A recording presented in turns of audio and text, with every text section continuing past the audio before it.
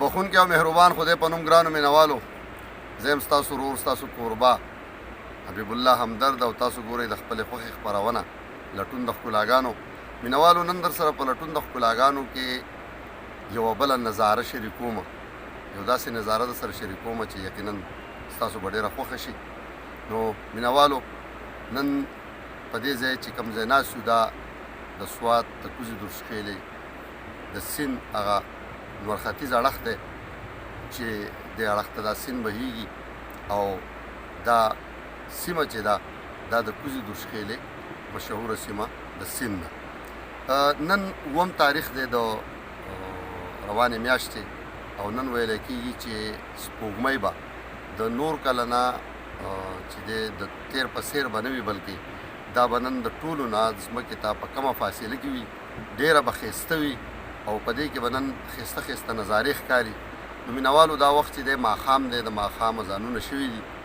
زما په وروستو که تاسو ګورئ نو دا داسې ښکارېږي لکه چېرته چې انور راختلی وي، خو داسې نه ده، دا انور نه بلکې سپوږمۍ ده، او یقینا د 14مې سپوږمۍ ده، او بیا نن دنیا ته د ټولو نه زیاته نږدې به وي موږ ته.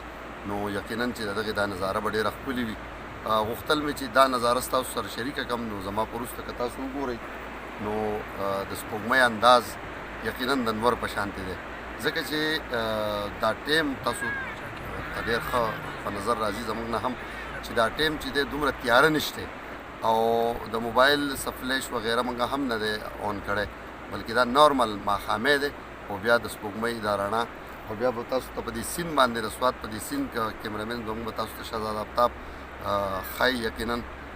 نو دا په سیند باندې داسې ښکارېږي دا لکه د انور چې سیره کړې وي، په دې سیند باندې دا رڼا هم تاسو لیدی شئ.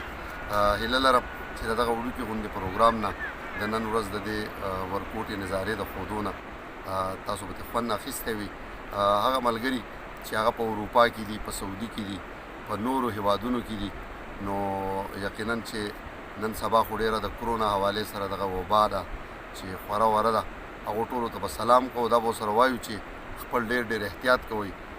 د هر ځای حکومتونو چې د خلکو دپاره کومه لایحه عمل کومه ضابطه هغې اعلان کړي، زما په خیال په هغې باندې په سختۍ سره عمل پکار دی، ځکه چې بیا موږ حکومت قصوروار کوو. نو زما په خیال خپل ډېر ډېر احتیاط کوئ، د خپلو بچو، د خپلو کشرانو، د خپلو مینوالو په دې سخته ګړۍ کې د هغې هم خیال ساتئ، خپل هم ډېر ډېر خیال ساتئ.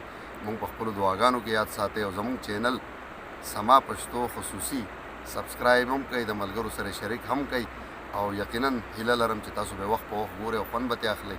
هم د دې سره زما ګران کیمرامین شهزاد آفتاب او خپل کوربه حبیب الله همدرد ته ورکوي اجازت، چېرته چې ښاد اوسئ، بریالي اوسئ، د لوی الله په امان.